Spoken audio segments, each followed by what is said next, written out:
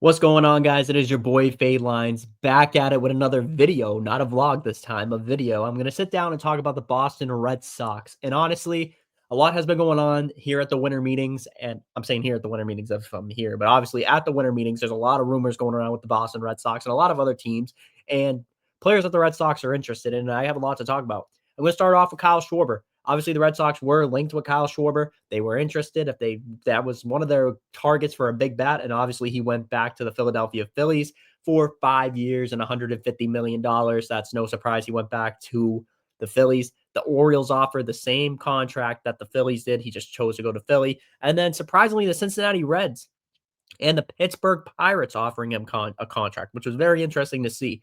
One thing I want to talk about here, though, is the fact that the Boston Red Sox are trying to target a big bat, and Pete Alonso is on the market for the Red Sox. He met with the Orioles. I believe he's meeting with the Red Sox as well today.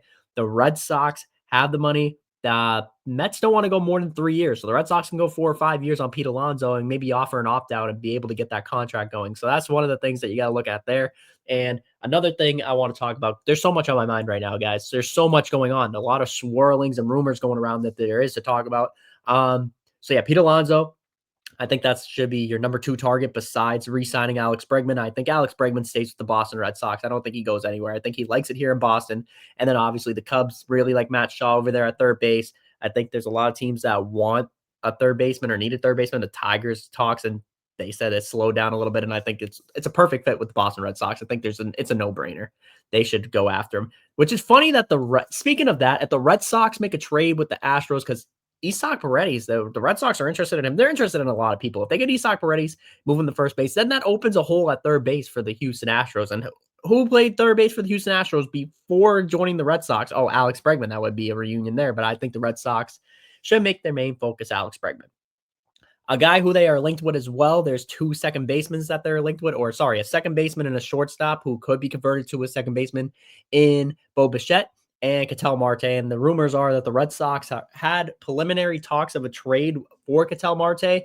And rumors came out, John Heyman and all these guys have tweeted out that the Boston Red Sox have probably more of a major league ready talent than the Toronto Blue Jays, who are also interested in Ketel Marte, as well as Detroit, I believe, are interested in the Tampa Bay Rays for some reason are interested in Ketel Marte. That would be interesting to see where he lands. If the Red Sox get Ketel Marte, I will not going to lie, I will freak out because he is an amazing second baseman. There's obviously stuff coming out this year that he was a problem in the clubhouse, but then other people are saying he's not a problem in the clubhouse and stuff like that. And I think he'd be a perfect fit with the Boston Red Sox. I don't think he'd be let me reiterate. A perfect fit when it comes to a guy who can switch hit, play second base at an elite level, and will fill a problem or fill a hole that the Boston Red Sox have had since Dustin Pedroia retired, and that's having a consistent everyday second baseman. You could have that.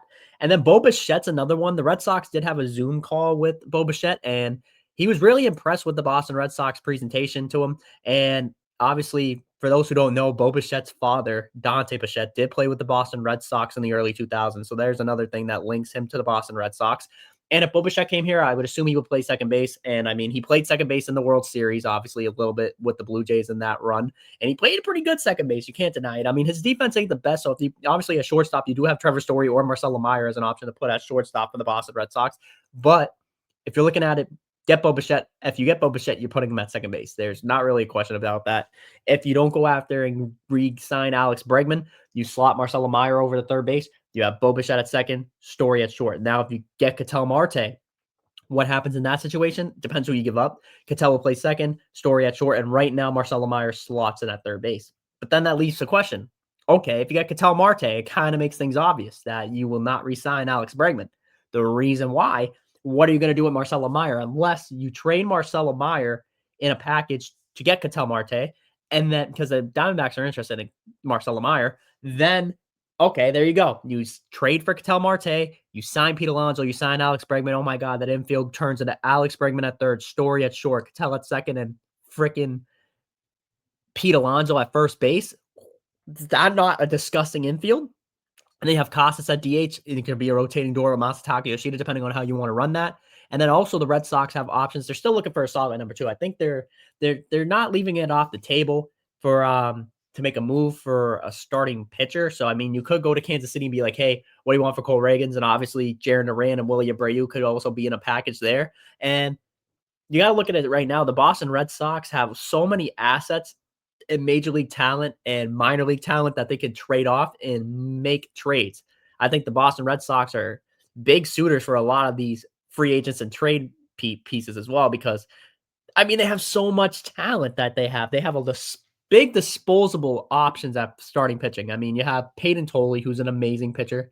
You have Connolly Early, who proved himself in the playoffs as well with Peyton Tolley. You have Patrick Sandoval, who they said is on the table. Cutter Crawford. You got these guys that are in that rotation that are battling for a fifth spot that you could use as trade pieces, by the way. And then you also got to look at, obviously, Jaron Duran, Willie Abreu. I don't think Cedar Rafael is untouchable. I think the only untouchable player for the Boston Red Sox right now is Roman Anthony. I think Roman Anthony is the only untouchable. Everybody else up for grab. Maybe Trevor Story, too. I think Trevor Story is untouchable probably at this point because he opted in. I don't think they would trade him after opting in, but you never know. But Roman Anthony's mainly the only, and Carlos Narvaez, I think, is untouchable.